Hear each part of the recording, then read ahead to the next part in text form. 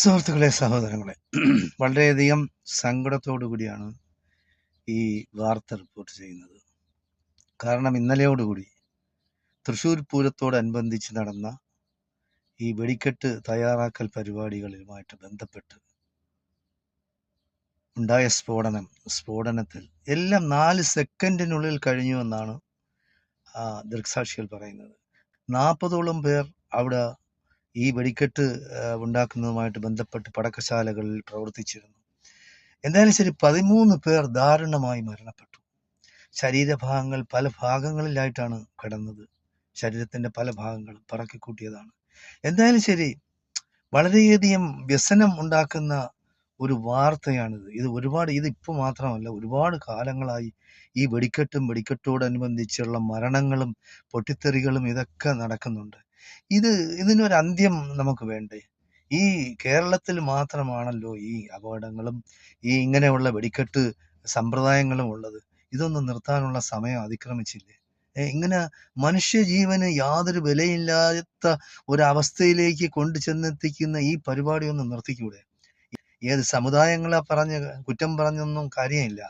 ഗവൺമെന്റും ബാക്കിയുള്ള സന്നദ്ധ സംഘടനകളും രാഷ്ട്രീയ പാർട്ടികളും എല്ലാ സാമുദായിക സംഘടനകളും എല്ലാവരും കൂടെ യോജിച്ചിരുന്ന് ഒരു മേശയ്ക്ക് ചുറ്റുമിരുന്ന് ഇതിനെപ്പറ്റി ചർച്ച ചെയ്ത് ഇതിനൊരു പരിഹാരം ഉണ്ടാക്കണ്ടേ? അതുപോലെ തന്നെയാണ് ഈ ആന എഴുന്നള്ളിപ്പുമായിട്ട് ബന്ധപ്പെട്ടത്. ആന എഴുന്നള്ളിപ്പ് എന്ന് പറയുന്ന പണ്ട് ഈ ഹിന്ദു ക്ഷേത്രങ്ങളിൽ മാത്രമാണ് ഉണ്ടായിരുന്നത്. ഇപ്പൊ അത് മുസ്ലിങ്ങളെ കൂടെ കണ്ടുപിടിച്ച് അവരും ഇങ്ങനെ ആന എഴുന്നള്ളിക്കുകയാണ്. ഇനി ക്രിസ്ത്യാനികൾ ഇതുവരെ ആന എഴുന്നള്ളിച്ച് തുടങ്ങിയിട്ട് കണ്ടിട്ടില്ല ഞാനിത്. ഇനി അതും കൂടെ അങ്ങനെ വരുമെന്നാണ് ഭയം. അതായത് ആന കലിയിളവിയെന്നും ആന മതം പൊട്ടിയെന്നും അങ്ങനെ ആളുകളെ ചവിട്ടിക്കൊല്ലുന്ന അത് വേറെ. അപ്പൊ ഈ 2 സമ്പ്രദായങ്ങളും കേരളത്തിൽ നിർത്തലാക്കാനുള്ള ഒരു പരിപാടിയെപ്പറ്റി നിങ്ങൾ ആലോചിക്കണം എല്ലാവരും. മനുഷ്യജീവന് നമ്മൾ വില കൽപ്പിക്കണം. മൃഗങ്ങൾക്ക് പോലും ഇല്ലാത്ത മൃഗങ്ങളുടെ ജീവന് പോലും വിലയുള്ള ഈ കാലത്ത് ഒരു പട്ടിക്ക് പോലും വിലയുണ്ട്. അത്ര പോലും, അല്ലെങ്കിൽ ഒരു പശുവിന് പോലും വിലയുണ്ട്. അത്ര പോലും വിലയില്ലാത്ത മനുഷ്യജീവനാണോ?